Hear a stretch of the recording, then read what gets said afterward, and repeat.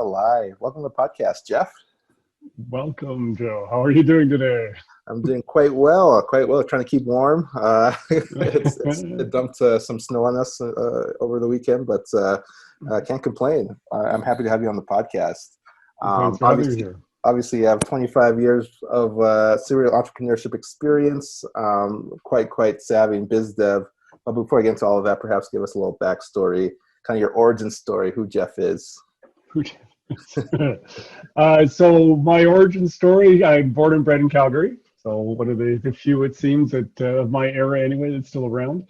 I did go through the whole normal public school system here in Calgary, and then went to the University of Calgary. Actually did two degrees, a bachelor's and a master's degree in electrical engineering.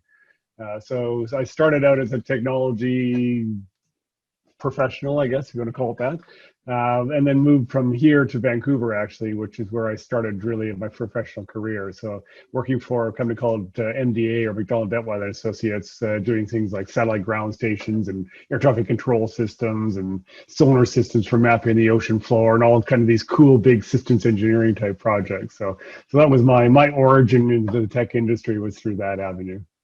Oh, that's awesome. And currently, you're the president at VizworX. Kind of walk me through how that kind of came to be. I'm always interested in the entrepreneur story.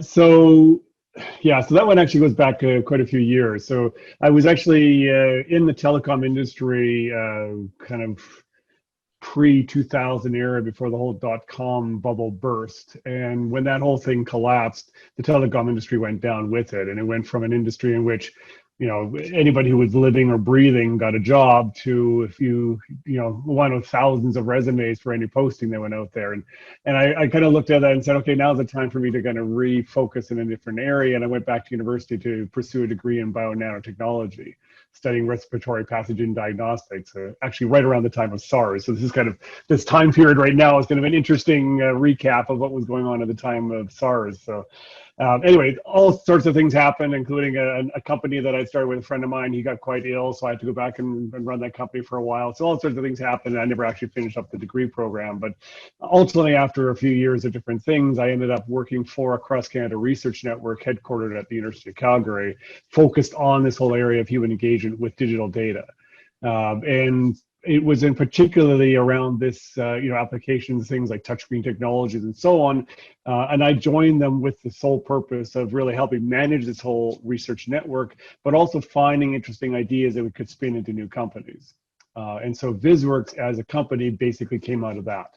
It wasn't spun around a specific technology, but was really spun around the recognition that there was a challenge. There was a lot of great ideas being generated, but a very difficult mechanism to move them into practice. And so VizworX was spun originally to be that kind of entity or that vehicle that could really help migrate ideas into commercial products. And in practice, what we ended up doing, of course, because nobody necessarily pays you to do that kind of work, until you've actually got something out of the endpoint of it. So in the meantime, what we ended up doing is a lot of consulting work, developing custom solutions with the expertise that we gained under understanding of these advanced technologies and how they could be applied to really make data accessible. And so that's where our origin really came from, was around this whole idea of custom solutions development, which is what's generated the company that we have today, which is a blend between kind of three areas, really. This is the whole unique product solution space where we're working with a client and developing something unique to meet their specific business needs through the applications of a variety of advanced technologies like augmented and virtual reality and artificial intelligence and data viz and all the kind of soup to nuts of cool tech. But the focus is really on solving these kind of core business problems. We also work as a technology outsource partner, so we kind of partner together companies for a longer period of time, either jointly developing technology or developing technologies that meet their specific ongoing business needs. And then the third leg of this stool is really on the product incubation side, where we started from. And so as we generate ideas that have really strong business traction that are broader than a single organization, then we focus that into a product development process and ultimately spin that into a new company, and one of which we just actually did recently. So this is the kind of the origin of VizworX and where we're going now today. Oh, that's awesome. Yeah, I saw the InsureWorks, one of the spin-offs recently. That's the one, exactly. Yeah. Yeah. I'm always curious though. You have such a immaculate career, if you will, but growing up as a kid, were you always into entrepreneurship or business, or how did you kind of fall into this crazy roller coaster of entrepreneurship? Yeah, so I wouldn't say I was as a kid into entrepreneurship. I was certainly into technology though, and my mother will probably tell you that I took apart a few appliances, but I put them back together. They worked afterwards. So, so certainly, and I got into the habit of kind of how to say this, asking the question of why. Why are things made the way they are, and are there ways to make them better? And that was both the origins of my engineering relationship with technology, but also my entrepreneurial relationship with technology. Because ultimately, if you keep asking the question of, how can I make things better, the solution isn't always technical. It's often a combination of technology and business and understanding the marketplace and all the rest of it. And so, although my origins were really more on the technology side in terms of where I came from, and ultimately gravitated towards, this has to be a business solution to this, which is where I got into the entrepreneurship side of it. Okay, no, that's awesome. For kind of our listeners, I mentioned that we have a bunch of aspiring entrepreneurs, or even entrepreneurs themselves. But what's maybe a key piece of advice to somebody wanting to start a tech startup or start their own business? Do it. So yeah, I mean, the first thing is take a chance and do it. Now, depending upon how strong your idea is, you have to really validate it. And this is a key thing that I think a lot of entrepreneurs perhaps, how to say this, we tend to jump into trying to solve the problem before we really understand what the problem is. And so I think one of the key things for a lot of entrepreneurs is that it's great, have that enthusiasm, have that interest, really go for it, but validate it. Make sure that what you're doing actually has somebody who cares about it, because if it doesn't, you're going to spend an awful lot of time developing a solution that's in search of a problem, which we see all too often in the tech industry. Absolutely. And one of the articles I actually read of yours was about the new normal. Obviously, we're going through a pandemic, and I'm just curious, what's kind of been some of the challenges for you through the last 6, 7, 8 months? 2 months, yeah. So like a lot of organizations, we ended up going into a full work from home environment. We were fortunate as an organization that we were already well structured to do that. It literally was pick up your laptop, go home and start working. And as complicated as it was, essentially, I mean, it took us probably half a day to a day to really adjust to being working from home versus out of an office. Now, we've obviously got better over time. We've learned some of the synergies of how we work together. You can't just look over your shoulder and talk to the person next to you now. So some of the tools and so on we've had to adopt along the way, but we had a relatively good structure to do that. It wasn't necessarily the case for all of our clients, however, and that's one of the biggest impacts we had initially was a lot of our clients just basically put on pause everything they were doing as they tried to digest the consequences of this whole COVID-19 and what it meant to their business. So from a business perspective, we had a fairly significant hit initially with our clients kind of pulling back and saying, okay, we need to take some time to figure this out. But now we're on the opposite end of that spectrum, and people are recognizing that digital technologies and remote engagement and new ways of looking at data that don't require the massive amount of people on site to do it. These are critical to the future of industrial, which is where we really focus. And so our business has just increased dramatically as a result of that. So we've been hiring people through the whole COVID period. And in fact, that's had its own interest. And in fact, I was talking to one of our senior project managers the other day, and he was saying that one of the people we hired, I think it was 4 months or so ago, he met him for the first time in person last week. Yeah, it sounds like. And this is the new normal, right? From that perspective of where things are going from a business perspective, and the consequences of that are multiple. So one of them is certainly that we're providing our staff with the flexibility that, well, if you don't want to live in Calgary, that's okay. Where do you want to live? You're still part of the team, and we still love to have you part of the team, and you can live wherever you want to live that makes sense for you and your family, right? And the reverse side of it is also that as we hire new people, we don't necessarily have to look at the Calgary marketplace. I'm born and bred here. I love to do that, and I want to support the Calgary ecosystem. And so the more we can support Calgary and Alberta in general, of course we want to do that, but we're not restricted to that any longer. We have the ability, if we can't find anybody locally, to look elsewhere as well. Absolutely. And speaking of the Calgary ecosystem, you mentioned you're born and bred in Calgary. So from your perspective, Jeff, how has Calgary changed from when you first started to where you are today? well, maybe a few more people. Yeah. So yeah, I think I remember how many people there were when I back in the 80s.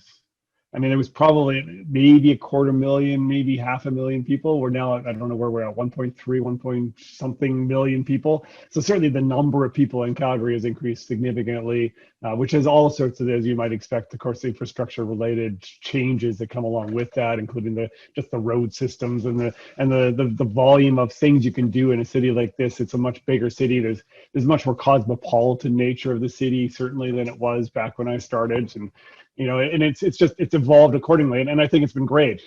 One of the key things, and I talk about this on a regular basis, is diversity as a value to us. Diversity of perspective, diversity of opinions, diversity of thought processes. This helps with creativity. This helps us do things that other people are not capable of doing. And so with a larger city comes that opportunity to have a more diverse workforce and the benefits that come from that. Absolutely. No, I love that. And speaking of just diverse skill sets, for you personally, what is your main unique superpower, if you will, that's helped you become so successful? Perseverance, patience. Yeah.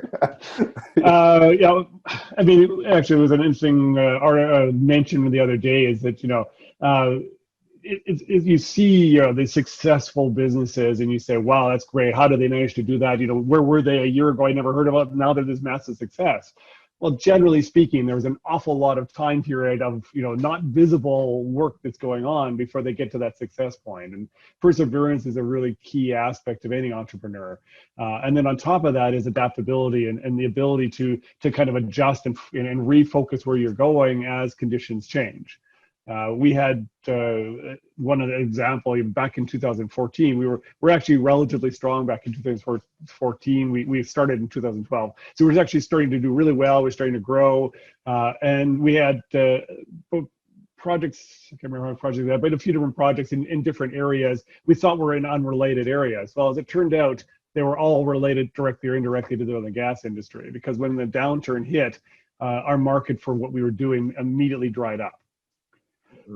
So that was a massive pivot we had to go through, and essentially I had to do a lot of personal investment in the company. We had to refocus where we're going as a company. We made a number of mistakes along the way, as anyone does, but ultimately came out of it much stronger and kind of learned the lesson that we need to be diverse. We need to actually focus on a variety of different opportunities in a variety of different spaces within balance, because if you're too diverse, then it's difficult to actually run a company. So it's this balance between diversity and focus that we've tried to achieve as a result of that whole thing. Absolutely. And you mentioned just a diverse skill set again. What were some of the resources that's helped you along the way? Some people say it's books, mentors, things they've listened to, but for you personally, what's something that's really helped you in your journey? Listening. Everybody has a story, everybody has an experience, and being willing and open to listening to what other people have to say and being able to take the things out of that are relevant to you, I think is a key skill set if you really want to learn and adapt. Yeah, absolutely. I think one of the quotes I heard was, it's more important to be interested than interesting, and just really listening and hearing the other side and being engaged. It's something I hold dear to my heart as well. So that's good to hear. Well, and we've managed to build up an amazing team of people in the company, and and they do things that there's no way that I have the detailed knowledge to be able to do, but we're all kind of working together as a team, as a cohesive family to accomplish a much bigger thing. And that's tremendously important, that kind of team you build around you, and the ability to be open and free and listening and learning from each other is key to the success. So. Absolutely. And what would you say is maybe one common myth about starting a business or entrepreneurship or tech in general that you wish would be debunked? Common myth. that it's, well, one common myth, I suppose, is that, you're going to know better than any consumer. So therefore you should just go down the road of building something. And once you build it, they'll buy it. Yeah. I see this, and again, it comes back to the thing we talked about earlier, right? This idea of, I'm going to create a solution, and once I've got the solution, everybody wants it. Well, unless you've actually validated that with a market need, generally speaking, nobody wants it, or very few people want it, or certainly not enough to actually build your business around. So this myth that persists around what Apple in theory did, which is create this new market that never exists because they didn't believe in anybody. Sure, there may be some rare examples where that occurred, although I would say within Apple, there's probably a lot of the good behind the scenes that nobody actually sees. But the reality is, if you want to be successful, the easiest path to do that is find something that people care about that's a pain point for somebody and solve that. That's a business opportunity. Just generating some cool tech for the sake of cool tech, that's fun, but it doesn't necessarily generate a business. Yeah, absolutely. I think that's really important. I just want to drill down a little bit more. Because a lot of peers I talk to, it's always build it and they'll come, but you have to validate your product or service. For your perspective, how would you go about validating your product or service? So in our case, the work we do on what I would call the more custom solution side of it is all driven around solving client needs. So everything's being validated because somebody's literally paying us to solve their problem. So that's kind of the core of it. And then if we do get into a product development, that product development has already gone through that crucible of working with clients and understanding their business needs before we get to the decision that, yes, this is something worth actually putting effort in developing as a product. So it's just the way we do it, the way the business is structured. It's all built around addressing business needs. Absolutely. What's something that Jeff is curious about right now? It could be personally, it could be professionally, but what's something that's really on your mind? I'm curious about how the travel industry is going to evolve. It's been massively hit, as we all know, with regards to what's going on in the last number of months, and as an industry, as a source of revenues for a number of economies around the world, where tourism was the major source of income for the local people. This has had a massive global negative impact on a lot of peoples, and there's all sorts of consequences to this, and I really want to see how this is going to evolve over time, because we need to maybe not go quite as extreme as we used to have with regards to the travel industry, because it was actually having some negative impacts, of course, but there's also some very positive aspects to the industry if we do it right. And I've seen this experience where local people who need to live, need to put food on the plate, so to speak, are doing things to their local environments which are counterproductive, which are actually destroying their local environments. But tourism actually could be a source of income, which allow them not to actually have these negative environmental consequences to local environments. That's all gone away now. So my concern is that there's going to be some negative environmental consequences in those regions where those kind of things were occurring. I'm a scuba diver as well. I'm an underwater photographer, and so I've taken a tremendous number of photos and gone to a lot of places around the world to see what's going on under the water, and I've seen the consequences of good environmental practices and bad environmental practices. And unfortunately, a lot of the bad environmental practices are driven by local economic conditions. And so, so my hope is that these good environmental practices will start to become a good thing again once we can figure out how the travel industry can support it. Absolutely. What's maybe one question that you never get asked that you wish you would be asked?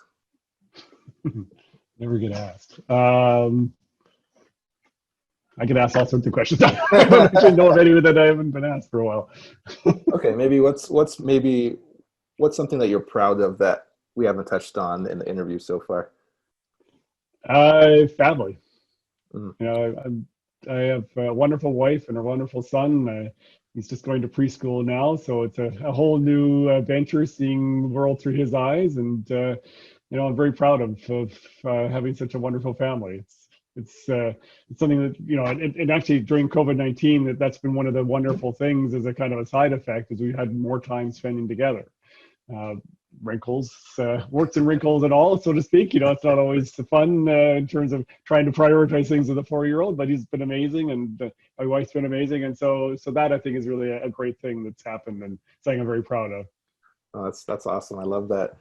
Speaking of COVID-19 and working from home, how do you manage to balance work-life balance with working from home and running a business and just trying to balance family and personal time? Yeah, balance is thrown out the window, unfortunately. And this is actually part of the challenge we have right now, is that the classical barriers we had between work and family life, as slim as they are as an entrepreneur, because typically as an entrepreneur, there really isn't a lot of difference between them, have completely been wiped out during COVID-19. And so, so my day is basically, family when family is there, and when family's not there, it's work. And this is, it's kind of a fluid kind of mix of the two things these days. Would I like to get back to a point where there's some kind of balance? Absolutely. But and at this point in time, that's just the way it is. Yeah, absolutely. You just have to the best adjust. of it. Yeah. Best of it, adjust. So what's next for Jeff? What does the future have in store for Jeff? Hopefully back to some scuba diving and our photography someday, but we'll see. I mean, the big thing for me really is that we're going to continue this path that VizworX has created. We spun out, this subsidiary in SureWorks just a month or so ago, really focused on one of the products that we've been developing together with a number of clients. That's an example of a highly scalable product that we are going to accelerate and move forward. We're already in the process of developing our next product that's going to be also spun out at some point in the future. So really, we've proven out the model now that we've been building over the last number of years, and kind of the biggest thing going forward is just to continue to start executing and growing that. We are already exploring international and starting to look at setting up businesses in a variety of regions around the world. We're looking at expanding our whole business development structure so that we can support that. It's, and the development structure that sits underneath it. So it's really this kind of evolution of the company that we built. We're into this next phase of that evolution right now. Absolutely. And I look forward to seeing what you guys continue to build. And I love to see what the future has in store for you, Jeff. I think what you guys are doing is awesome stuff, and I hope we can stay connected. I have a couple more questions here for you. Where can our listeners connect with you online if they have more questions, just want to pick your brain? I'm on LinkedIn, so the standard thing. So please feel free to reach out on LinkedIn if you want to. Awesome. I'll put your LinkedIn link in the description of the podcast so that they could reach out to you. I love to end the podcast with the guest saying a question, quote, or a story to end the interview. So my last question to you, Jeff, do you have a question, quote, or a story for the listeners to end the interview? Well, actually, for sure. And actually reaches back to one of the things we talked about previously was what I've been reading lately. And there was a very interesting article I read lately that talked about we should be, instead of looking for unicorns, we should be looking for camels. And the essence of that is that unicorns are wonderful, but these massive scalable businesses are very challenging to actually accomplish. And we've got an entire ecosystem, particularly in the Valley, that's really structured around generating and accelerating unicorns. The reality today is survival trumps this whole accelerated model. And so camels by nature are extremely resilient. They can live for long periods of time with no water and so forth because they're really designed to be resilient and to progress over a longer period of time. And the successful businesses today have to kind of adapt that model for the most part. Sure, there's still going to be some unicorns out there, but I think those are by and large the exception and always will be the exception. The companies that are really going to make a difference in the world are ones that are built around a solid business foundation, really solving and getting paid to solve things that people care about, and really kind of built for the long run, not for this kind of quick exit type of structure that a unicorn is really built around. So to me, if you're looking at building a business nowadays, look at building a camel. Really look at this idea of a long, resilient pathway. And so there's a great article that came out. I could give you the reference if I can find it, but there was a great article that came out recently that just kind of talked about it. Very short article, but it was really going to really make you really rethink about, okay, what is the purpose of starting a business and how am I going to grow it? So.